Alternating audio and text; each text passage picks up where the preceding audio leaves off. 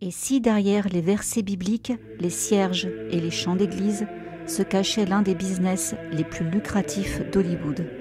Des mains jointes sous des lustres dorés, des prières murmurées entre deux flashs de paparazzi. Ici, les sermons se paient en cash et le salut se négocie comme un contrat.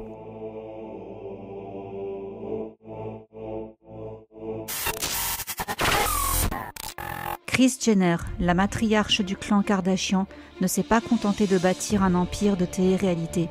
Elle a bâti une église née du scandale, du pardon et de l'argent. Derrière son autel, un pasteur déchu, un culte privatisé et des millions de dollars exonérés d'impôts. Et dans les coulisses, une femme relie tous les fils, Lou Taylor, la même qui a orchestré la tutelle de Britney Spears. 2 femmes, 2 empires, une seule promesse, la foi comme façade. Alors, entre foi, finance et manipulation spirituelle, jusqu'où Dieu peut-il servir le diable? Bienvenue dans l'église selon Kris Jenner.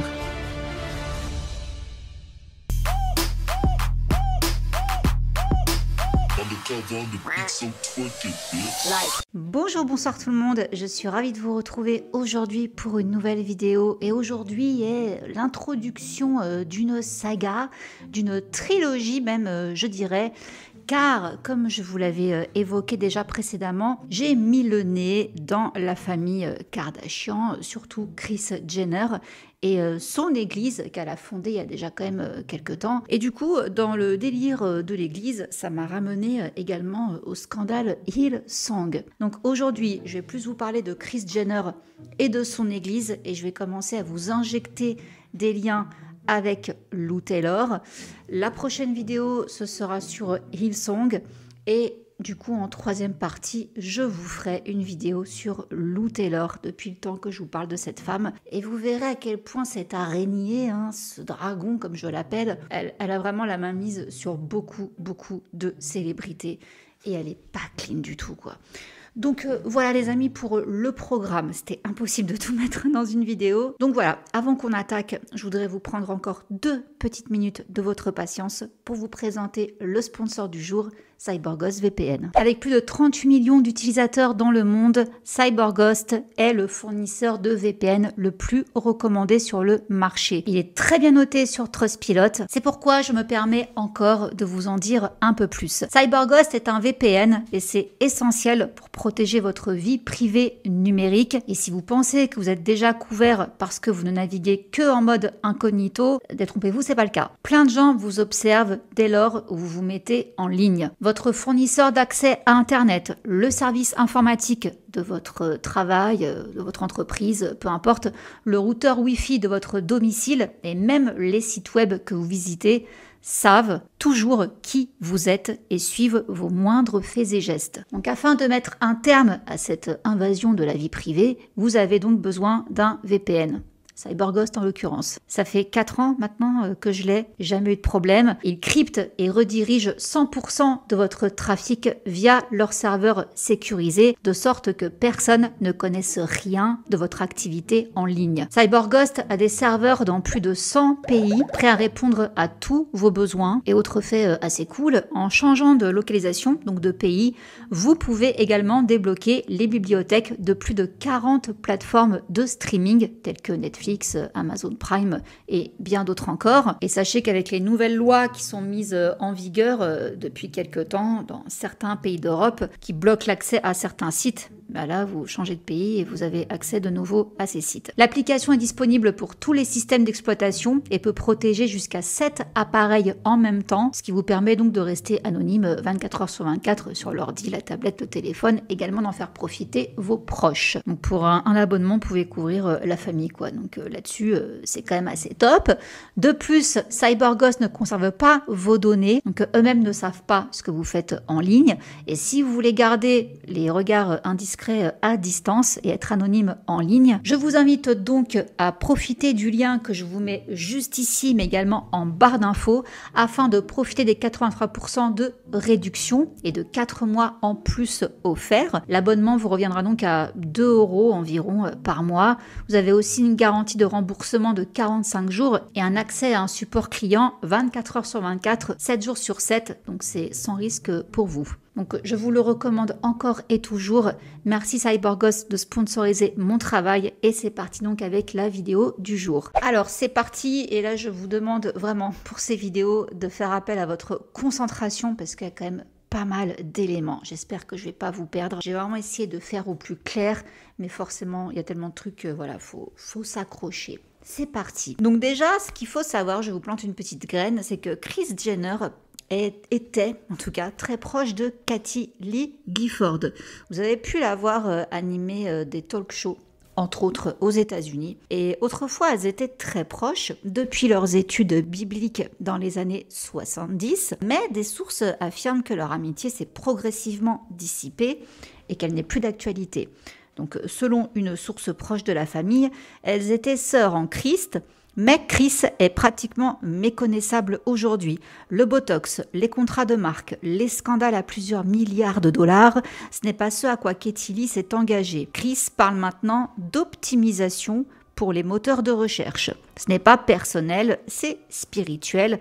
Kris a trouvé un nouveau dieu, la célébrité. Bien que cette Kathie soit la marraine de Kendall et Kylie, elle a progressivement disparu des anniversaires et des baby showers des Kardashian, préférant des pics subtils à la culture vide des célébrités. Elle aime toujours Kris, dit la source, mais elle ne la connaît plus. Elle se parle à peine. La seule chose sacrée entre elles maintenant, c'est le silence. Voilà, je trouvais que c'était une bonne introduction pour cette vidéo, de vous raconter cette petite anecdote. Donc je poursuis. Qui dit église dit office religieux, et dans l'église de Kris Jenner, c'est le pasteur Brad Johnson qui assure les services du dimanche. Et ça se passe donc à la California Community Church, l'église de Kris. Et avant d'être sollicité par Kris Jenner elle-même, cet homme-là, il était à la tête d'une congrégation de 4000 personnes qui s'appelle la Cavalry Community Church à Westlake Village en Californie. Et en mai 2007, il a révélé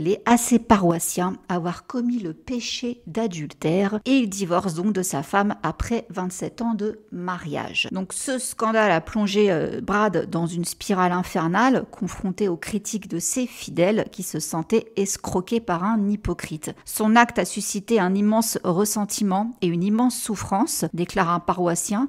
Le leadership a une vocation supérieure, c'est une affaire majeure. Écrasé par la pression, Brad a tenté de mettre fin à ses jours à 3 reprises, donc il semblait qu'il ne pourrait plus diriger une congrégation. Concernant son futur ministère, il a dit non, je ne le vois pas. Je ne suis pas qualifié. Ça, c'était en 2008. Donc, il a renoncé à son ministère en 2008. Il a retrouvé un emploi dans un Starbucks local jusqu'au jour où Kris et à l'époque Bruce Jenner, Kathleen Jenner, l'ont retrouvé et l'ont convaincu de prendre la tête de leur église qui s'appelait à l'époque Life Change Community Church. Donc il s'est rapidement intégré à l'église et au cercle intime des Kardashian, célébrant même le mariage de Khloé et Lamar en 2009 et faisant par la même occasion ses débuts dans l'incroyable famille Kardashian. Donc comme je vous disais, Kris Jenner, elle a confondé la Life Change Church, renommée plus tard California Community Church. Elle engage donc ce Brad Johnson comme pasteur principal de sa nouvelle église et presque dès ses débuts, le ministère a été critiqué par ceux qui le considéraient comme une simple activité lucrative. Le site web de l'église, par exemple, met en avant des portails de dons. Il propose plusieurs façons de donner de l'argent, applications, dons programmés, par SMS, en personne, etc. Et en effet, vous pouvez rejoindre la joyeuse foule de la California Community Church, la CCC, comme on l'appelle, pour seulement 1000 $ par mois. Et également 10% de vos revenus. Alors, il faut savoir, mais je pense que vous le savez, que les églises sont exonérées d'impôts fédéraux, étatiques et locaux, et leurs comptes sont clos. Donc, Kris amasse des tonnes d'argent non imposables depuis des années. D'après Kanye West, Elle y cache de l'argent pour ses petits chéris, donc ses enfants et petits-enfants. Mais si vous voulez, Kanye West me fait quand même un petit peu rigoler quand il dit ça, parce que n'oublions pas que lui aussi, il a créé son église, hein. Il anime des services du dimanche. Alors, je pense qu'il a pris exemple sur Chris, hein, par rapport justement à cette espèce de paradis fiscal, mais je pense aussi qu'il a créé cette église pour éviter d'être foutu sur tutelle, parce qu'il a commencé à parler de ça dès qu'il a eu son pétage de plomb et qu'il a été interné. Voilà, donc en gros, s'il dirigeait une église, peut-être qu'il échappait à une tutelle. Parce qu'il y a aussi cette histoire de tutelle, hein, rappelez-vous, autour de Kanye, lui-même l'a dit, hein, que sa femme et Chris voulaient le foutre sous tutelle. Bon, je pense que Lou Taylor était dans le délire, hein, bien sûr. Mais bon, poursuivons. La famille Kardashian a toujours été ouverte sur sa foi, le christianisme étant une part essentielle de leur vie. Je les cite. Nous ne la partageons pas beaucoup, mais nous sommes très croyants. Nous commençons nos journées par une discussion de groupe avec un verset biblique de ma mère et tout le monde s'accorde sur sa signification. Nous sommes très chrétiens et notre éthique du travail et notre discipline nous viennent de nos nombreuses années d'école catholique, a déclaré Kim à Vogue. Donc sachez qu'il y a 11 ans, Kim déclarait fièrement reverser 10% de ses revenus chaque année à des œuvres de charité. Donc d'un point de vue biblique, il est de coutume en effet de reverser 10% de ses revenus à l'église. C'est une pratique qu'on appelle la dîme. Donc comme elle disait, hein, je donne 10% à l'église, c'est ce qu'on m'a appris chaque année, absolument. Sauf que déjà à cette époque-là, si on calcule que Kim aurait gagné jusqu'à 18 millions de dollars par an. Ça représente 1,8 million de dollars de déduction fiscale. De plus, Kim a donc versé des fonds à l'église grâce à ses ventes aux enchères caritatives sur eBay, leur renversant 10% des gains. Toute déduction fiscale pour elle. Et les documents fiscaux révèlent comment elle a détourné l'argent d'une vente aux enchères eBay vers l'église de sa mère. C'est là, si vous voulez, où ça fait bien rigoler, c'est que oui, elle verse 10% de son salaire à des œuvres caritatives, donc c'est l'église de sa mère. Je ne sais pas si vous imaginez déjà, il y a un problème en fait. Radar Online a découvert des documents fiscaux révélant précisément combien elle gonfle son compte en banque grâce à ses enchères caritatives entre guillemets. Donc en août 2012, Kim Kardashian a organisé une vente aux enchères caritatives après que Kanye West ait fait le ménage dans sa garde-robe pendant un épisode de l'incroyable famille Kardashian. Les vêtements dont je me suis débarrassée seront mis en vente sur eBay, a-t-elle tweeté, pour une vente aux enchères caritatives. Et donc elle a précisé que seuls 10% des bénéfices seraient des dons. Donc bien que des documents financiers des Kardashians soient confidentiels et que l'Église, en tant qu'organisation exonérée d'impôts, ne conserve pas de documents publics, le site Radar Online a découvert des documents fiscaux de 2012 provenant de l'entreprise qui gère les dons caritatifs sur eBay, révélant le montant des dons des Kardashians et celui qu'elle a gardé pour elle. Donc, d'après ces documents du fonds de dons caritatifs PayPal, l'église de Kris Jenner a reçu près de 20 000 dollars après la vente aux enchères. Donc à ça, Kim déclare « Lorsque les chiffres eBay sont détaillés, l'agence de gestion des enchères qui publie pour moi perçoit un pourcentage pour tout son travail. Ensuite, les frais d'inscription eBay, les frais de fin d'enchère, les frais de la boutique eBay, les frais PayPal, etc. représentent environ la moitié de la vente. Ensuite, je reverse 10% à une association caritative. » Donc d'après ces calculs et le montant reçu par l'association, le montant total de la vente pourrait s'élever environ à près de 400 000 dollars, ce qui lui rapporterait environ près de 180 000 dollars. En plus d'une déduction fiscale de près de 20 000 dollars, contre 20 000 dollars de dons pour l'association. Et comme l'indiquent les documents fiscaux du fonds de dons caritatifs PayPal, l'église de Kris Jenner a perçu près de 45 000 dollars des ventes eBay de Kim Kardashian en 2013. Par ailleurs, selon d'autres documents, l'église avait reçu 20 000 dollars en 2012 et plus de 21 000 dollars en 2014. On ne sait pas quels efforts ces dons financent. Donc, je ne sais pas si vous avez compris en fait l'arnaque. Elle vend ses fringues sur eBay. Comme elle en fait don d'une partie, 10%, à l'église de sa mère, qui est donc considérée comme une œuvre caritative, non seulement elle est défiscalisée, donc sur la somme qu'elle touche, mais genre oui, il faut quand même payer PayPal, etc., eBay, nanana, bon, bref, d'accord, ok.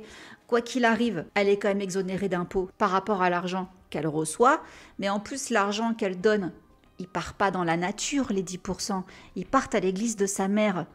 Donc, on peut faire quand même un lien. Il repart dans sa poche. Je sais pas si vous voyez quand même le gros conflit qu'il y a là-dedans, quoi. Ça n'est pas de la charité chrétienne, bien au contraire. Tu profites juste d'une réduction d'impôts sur de l'argent que tu te donnes indirectement à toi-même, vu que tu passes par ta mère. Voilà.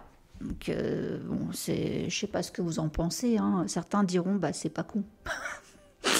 C'est pas con, mais c'est pas honnête. Bref. Mais justement, des gens s'en sont rendus compte. Le 23 avril 2012, l'église Life Change Community Church a été frappée d'un privilège de plus de 1600 $ d'impôts impayés pour la période du 1er octobre 2010 au 30 juin 2011. Et quelques jours plus tard, elle a reçu une déclaration distincte faisant état d'un montant de plus de 2000 $ d'impôts impayés, plus intérêts et pénalités, pour un total de près de 3000 $. Ce privilège couvrait la période allant jusqu'au 30 décembre 2011. Donc en tant qu'organisation religieuse à but non lucratif, l'Église n'est pas tenue de payer certains impôts fédéraux et d'État. Cependant, elle est tenue de payer les impôts liés aux charges salariales.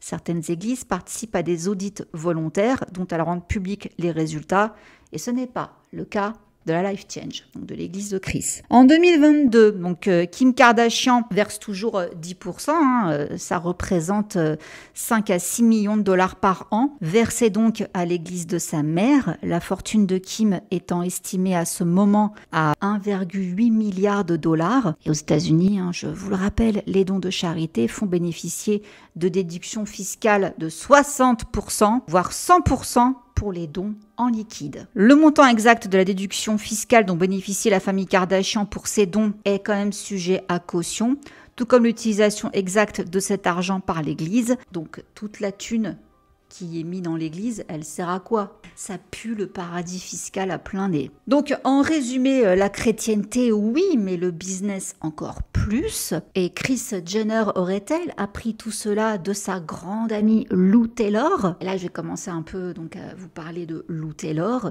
Difficile de dire avec précision quand les deux femmes se sont rencontrées, mais déjà on peut établir un lien à partir de 2009.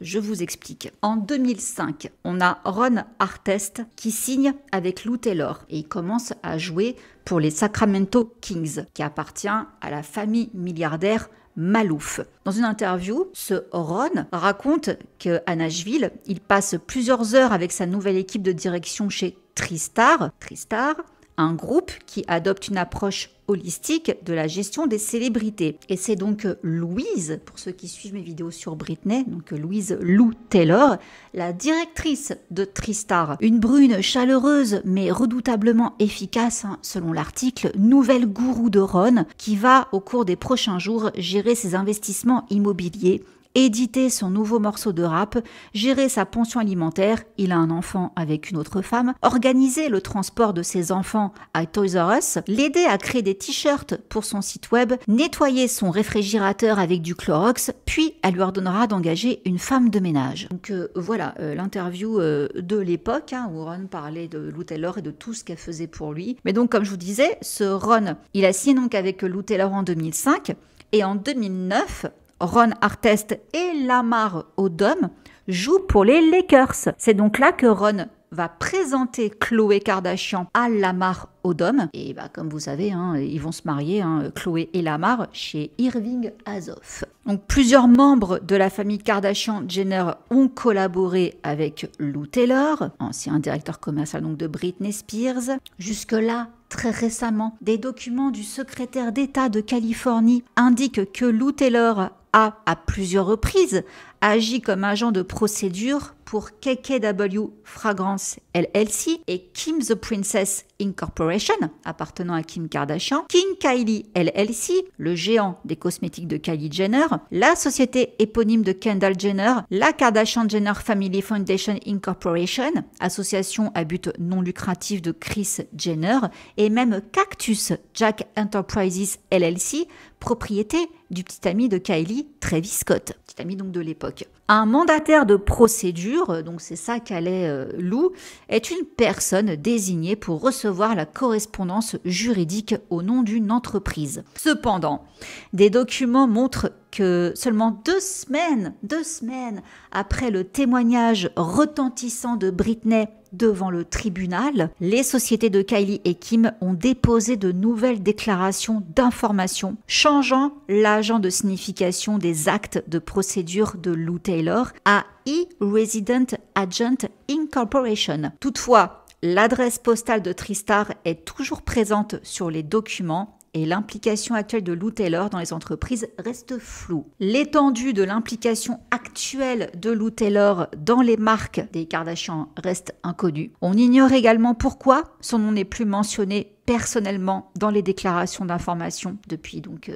l'été où Britney a parlé. Des déclarations de revenus obtenues précédemment par le Daily Beast ont révélé que Lou Taylor avait succédé à Lester Nispel, directeur commercial de longue date de la famille, à la fondation caritative de Kris en 2019. Alors qu'une source a confié à Page Six que les stars de l'incroyable famille Kardashian ne souhaitent que le meilleur pour Britney et lui souhaitent un bonheur sincère, une deuxième source a déclaré que le célèbre clan croit en la régularité de la procédure et est convaincu que les professionnels qui travaillent pour et à leur côté ont leurs meilleurs intérêts à cœur jusqu'à preuve du contraire. Mais ça ne s'arrête pas là. Kris entretient également des liens avec une autre figure controversée de la vie de Britney Spears, Edan Yemini. Alors, il a été rapporté à l'été 2019 que Kris avait engagé ce Yemini comme garde du corps, un poste qu'il occupait également pour Britney, sous sa tutelle. Depuis, ce Yemini est accusé d'avoir collaboré avec Robin Greenhill, l'associé de Lou Taylor chez Tristar, et Jamie, le père de Britney, pour surveiller le téléphone de Britney et l'enregistrer secrètement dans sa chambre. Du beau monde. Un avocat de ce Yemini a affirmé dans le documentaire du New York Times Controlling Britney Spears, que lui et son équipe de Black Box Security avaient agi dans le respect des normes professionnelles, éthiques et légales lorsqu'ils travaillaient pour les Spears. Un avocat de Tristar, donc de Lou Taylor, a quant à lui qualifié de fausse toute implication de Lou Taylor et sa collaboratrice Robin Greenhill dans la mise en œuvre des mesures de sécurité. Or, bon, je vous avais parlé de tout ça, Black Box et compagnie, je vous renvoie à mes autres vidéos sur Britney. L'avocat de Britney, Matthew Rosengart, a néanmoins promis d'enquêter davantage sur ce qu'il a qualifié d'invasion horrible et inadmissible de la vie privée de sa cliente. Bon, on n'a toujours pas les résultats, je vous l'ai déjà dit. Les Kardashian, quant à elles, se sont exprimées par le passé en faveur de la levée de la tutelle restrictive de Britney, malgré leur lien mutuel avec Lou Taylor. Et même du coup, ce fameux Yemini qui a posé des micros chez Britney, quoi. Donc Kim Kardashian, pour rappel, aspirante avocate, avait écrit sur Instagram qu'elle ressentait beaucoup d'empathie pour Britney, ajoutant « Peu importe à quel point la vie de quelqu'un peut paraître publique, personne ne mérite d'être traité avec autant de cruauté ou de jugement pour le plaisir. » Sa sœur Chloé avait tweeté « Personne ne devrait être traité comme ça, sois forte Queen, tu mérites mieux, #Free Britney ». Et c'est peut-être à cause de ça que vite elles ont changé les papiers pour dégager le nom de Lou Taylor, mais l'adresse postale de Tristar reste sur les documents, donc voilà, ça se fout de la gueule du monde, je vous le dis clairement. Donc, ce qu'on peut voir quand même dans tout ça, c'est que Kris Jenner et Lou Taylor sont des femmes liées par le business. Et leur business, comme je vous le disais, s'étend à la religion également pour les deux femmes. Bon, Kris avec sa CCC Church, là, vous avez compris. Mais quand je vous dis qu'elle s'est peut-être inspirée de Lou Taylor pour le business et l'église entremêlées, c'est parce que Lou Taylor a une vision bien particulière de la Bible. Je vous ai mis un verset en tout début de vidéo. Justement, c'est de là que vous allez voir le lien. Donc là, je vais quand même vous faire une parenthèse sur la vie de Lou Taylor, mais c'est pour illustrer mes propos. Donc Lou Taylor épouse Robert Taylor le 17 juin 1989. En 1996, il y a des articles où on voit des entrepreneurs chrétiens se lancent sur Internet. Boca Raton, Floride. Donc la chambre de commerce chrétienne qui encourage les chrétiens à soutenir les entreprises chrétiennes compte 160 membres professionnels seulement 2 ans après sa création. Donc ça a été fondé cette chambre des commerces chrétiennes en 1994. L'intérêt se manifeste dans tout le pays et jusqu'en Angleterre maintenant que l'organisation est présente sur Internet. Un long article du Boca Raton News, accompagné d'une photo des deux organisateurs, annonçait la création d'une section locale. Al Otero, l'un des fondateurs nationaux, a déclaré que la Chambre de commerce chrétienne est un moyen pour les entrepreneurs partageant les mêmes idées de développer leur activité, de réseauter, de se soutenir mutuellement et de partager leur foi, tout cela simultanément. Donc l'adhésion est dite non confessionnelle, soi-disant, et la seule exigence majeure est de signer la déclaration suivante.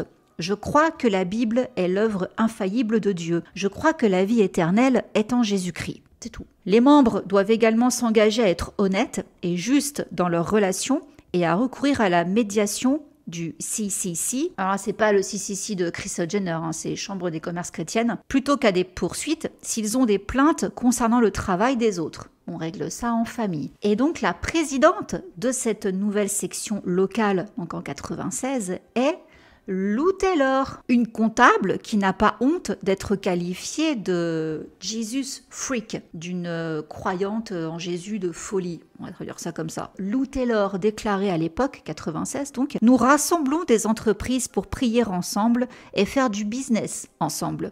L'argent et la religion ne sont pas incompatibles. Dieu ne veut pas que son corps soit pauvre. Je bénis les autres en leur donnant de la prospérité. Ce n'est pas une question d'argent. Je veux pouvoir offrir de bons avantages sociaux à mes employés. Je ne pense pas qu'elles, les autres entreprises, se mettent en position de distribuer ces bénéfices. Cela tient en grande partie au fait que les chrétiens se sentent désormais à l'aise pour parler affaires. C'est merveilleux de pouvoir louer le Seigneur et faire des affaires avec d'autres chrétiens du monde des affaires. » C'est donc la vision de Lou Taylor en 96. Religion, foi et business ne sont pas incompatibles.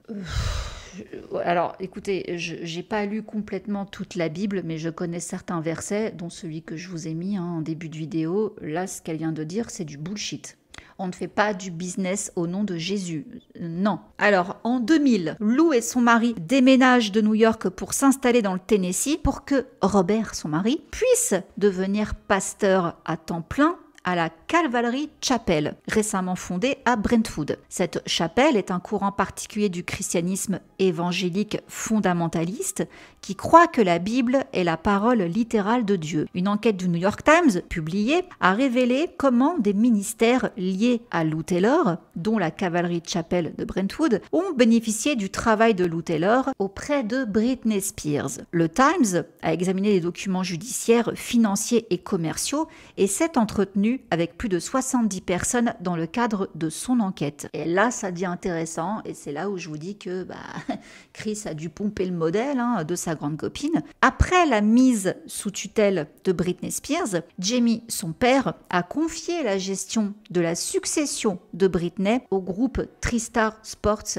and Entertainment, propriété de Lou Taylor. Pour ceux qui ont vu mes vidéos sur Britney, encore une fois, tout ça, je vous l'avais dit. Le cabinet a géré la succession de janvier 2010 jusqu'à sa cessation en octobre 2020. Un avocat de Britney a indiqué que, entre autres revenus, Jamie Spears se versait 16 000 $ par mois sur la succession de Britney, soit 2 000 $ de plus que ce qui lui est alloué. Et l'église de Lou Taylor, là où son mari est pasteur, a reçu des dons de Jamie Spears. Ces dons représentaient 10%, cette fameuse dîme, de ce que Jamie Spears donc percevait en tant que tuteur, donc 10% de 16 000 $ par mois. Selon l'enquête du Times, l'église donc de Lou Taylor aurait perçu des dizaines de milliers de dollars de Jamie Spears en une seule année. Le Times a également révélé qu'un ministère chrétien soutenu par les Taylor, le couple Taylor, Lou Taylor et son mari, avait reçu un don de 42 000 $ de la fondation Britney Spears en 2010, juste avant sa fermeture. Rappelez-vous, c'était une fondation qu'elle avait créée, c'était un espèce de camp de vacances pour apprendre aux enfants les arts, chanter, danser, etc. Ça a été bouclé. Et là, pour le coup, c'est pas l'église où le mari de Lou Taylor est pasteur, c'est pas eux en fait qui ont empoché cet argent, mais donc le ministère chrétien qui est soutenu par Taylor, c'est le Mercy Ministries, qui maintenant s'appelle Mercy Multiplied. Alors, ce Mercy Ministries a reçu le don de la fondation de Britney Spears le 22 décembre 2010. Ce ministère vient en aide aux femmes victimes de violences, enceintes et toxicomanes. Le couple Taylor ont fait un don à Mercy, ce ministère, et Mercy a fait un don à la Calvary Chapel, la chapelle, donc l'église où donc est pasteur le mari de Lou Taylor. Vous voyez le bordel? Mais alors pourquoi Lou Taylor est étroitement lié à ce Mercy Ministries? C'est très discutable et vous allez voir un peu les liens jusqu'où ça va. L'enquête du Times a soulevé des questions quant à savoir si Britney Spears aurait souhaité que sa fondation soutienne Mercy Ministries. On ne le sait pas. Un avocat de Jamie Spears a déclaré au journal que Britney avait soutenu le don de 2010. Ouais, on n'en a pas la preuve. Cependant, l'ancien directeur de la fondation a déclaré au Times que Britney avait souhaité éviter les causes religieuses. Et donc pourquoi je vous dis que le lien entre Lou Taylor et Mercy, il est chelou? Rappelez-vous que Lou Taylor, c'était également le manager de la petite sœur de Britney, Jamie Lynn Spears. Okay. Et ce, depuis sa série Zoey 101. Et lorsque Jamie Lynn Spears s'est retrouvée enceinte à 16 ans, son équipe a voulu régler ce petit problème. Elle en parle dans son livre. Donc voici ce qu'elle dit dans son livre Things I Should Have Said, si mes souvenirs sont bons. Toute l'équipe des Spears était déjà prise dans les problèmes de relations publiques de ma sœur Britney. Et tout le monde autour de moi voulait juste que ce problème, donc sa grossesse, disparaisse. Ma famille et ma direction m'ont retiré de l'école en attendant de trouver une solution. Ils m'ont confisqué mon smartphone, craignant que la nouvelle ne se répande, et ont insisté pour que personne ne partage l'information avec qui que ce soit, surtout pas avec la presse. Les discussions se sont poursuivies et tout le monde était convaincu que l'avortement était la meilleure solution. L'option suivante était d'aller à Mercy Ministries, un foyer pour mères célibataires dans le Tennessee, où je pourrais éventuellement confier mon bébé à l'adoption. Papa et moi nous sommes disputés, échangeant des mots et des insultes. Il m'a attrapé par les épaules et m'a serré fort dans l'espoir de me soumettre à sa volonté.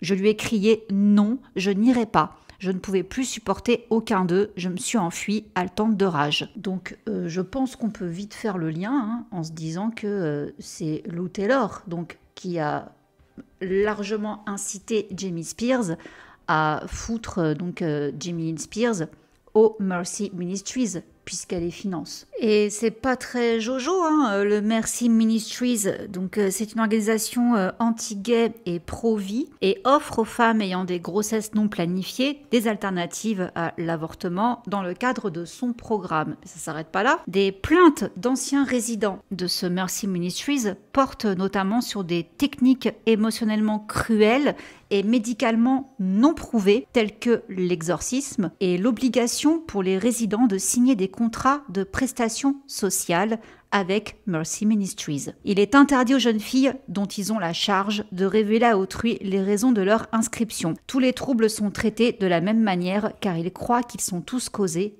par des démons. Depuis début 2008, l'organisation a suscité une attention médiatique considérable en Australie, puis aux États-Unis et au Royaume-Uni. Elle a été critiquée pour son emploi de personnel non qualifié, pour sa négligence médicale générale, pour la saisie des prestations sociales des patients, contrairement à sa promesse de ne pas facturer les services, et pour le recours à la délivrance démoniaque dans son approche thérapeutique. Un membre du Parlement australien a qualifié l'organisation d'exemple particulièrement flagrant de secte lucrative. Donc je vous fais un raccourci que je pense que je peux faire. Lou Taylor croit donc que les personnes qui rencontrent des difficultés sont sous l'emprise de démons. Britney et Jamie Lynn Spears. Where there's areas, we deal with areas of demonic oppression. If there's demonic activity, like if somebody's opened themselves up to a spirit of lust through pornography or through lots of promiscuous sexual activity or something like that, then we've opened the door for demonic powers. And secular psychiatrists want to medicate things like that, but Jesus did not say to medicate a demon. He said to cast them out. And that's supposed to be a part of normal Christianity. Like this lady, she told me, she said, Brittany, go to the light. Go to the light and see Jesus, okay? And I was like, oh my God, I'm gonna do it. And I did it. And it happened. And it was just so weird because our world is so nice. Donc déjà, si vous voulez, là, ces infos, ça vous aide quand même un peu plus à voir le portrait de la bonne femme. Donc ces établissements anti-gays auraient-ils influencé au passage, je reviens à Kris Jenner, par rapport à Caitlyn? Alors là, ce qui est intéressant, c'est que je vais vous citer un petit extrait de Kardashian Dynasty. C'est un livre qui a été publié par Ian Halperin, qui a fait toute une enquête sur les Kardashians. Et voici ce qu'il raconte. C'est à peu près à l'époque de l'interview de Caitlyn Jenner avec Diane Sawyer que j'ai été mis en contact avec un entraîneur de la NCAA qui connaissait les Jenner depuis des années. Il m'a dit qu'il était en contact avec son vieil ami depuis la séparation et que Bruce lui avait confié ce qu'il avait finalement poussé à rendre l'histoire publique. Je ne pouvais plus faire partie du cirque Kardashian, a-t-il dit. Je dois être honnête. Toute cette histoire, la seule histoire vraie de la famille, c'était celle que je cachais et personne n'en savait rien.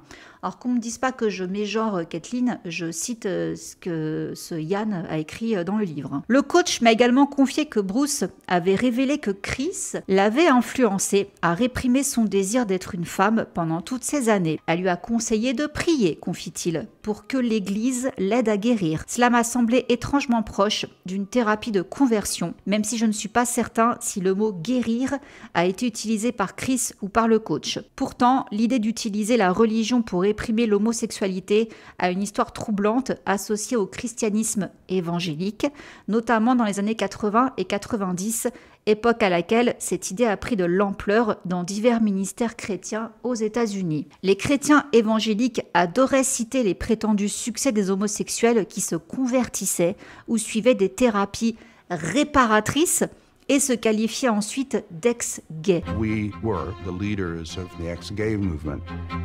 We believed that something must have happened to make you gay. Parents are learning about a program called Exodus, which claims to convert gays. We were promoting an idealized version of life. Gay people could be saved.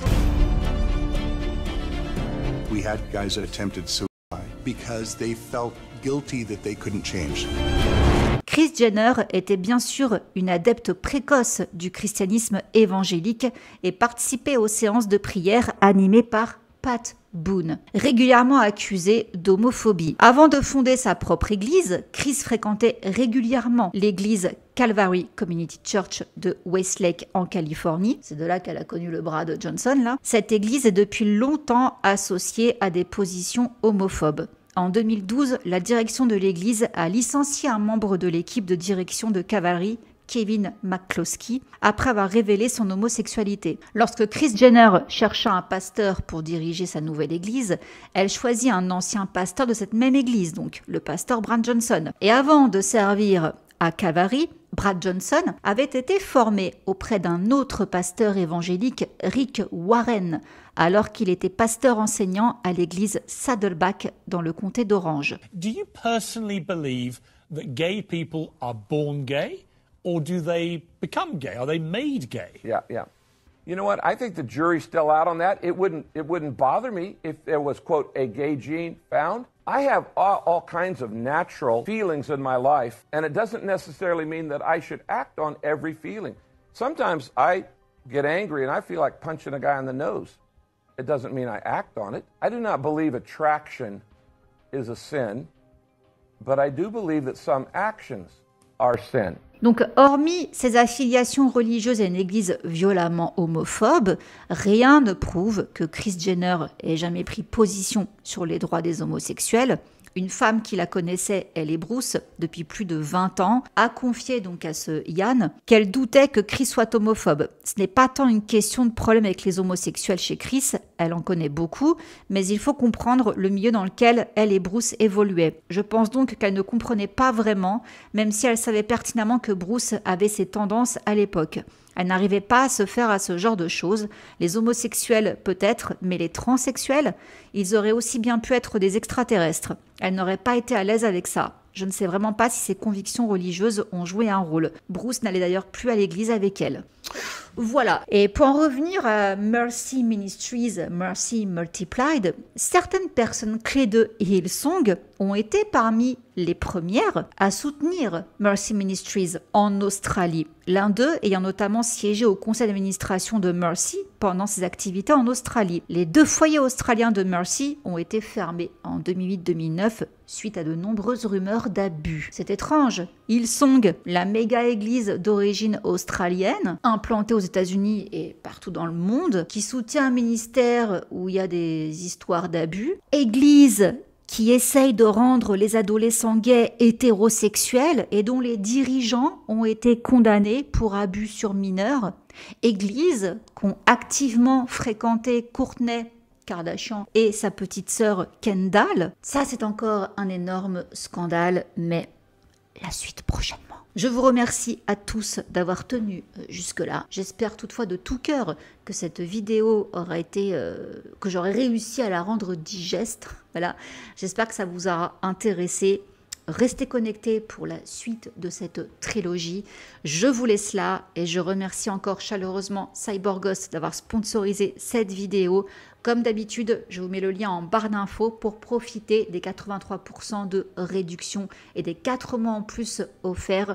L'abonnement sera donc à 2 € par mois. N'hésitez pas au moins à tester, ça ne mange pas de pain. Je vous fais des bisous. Ciao.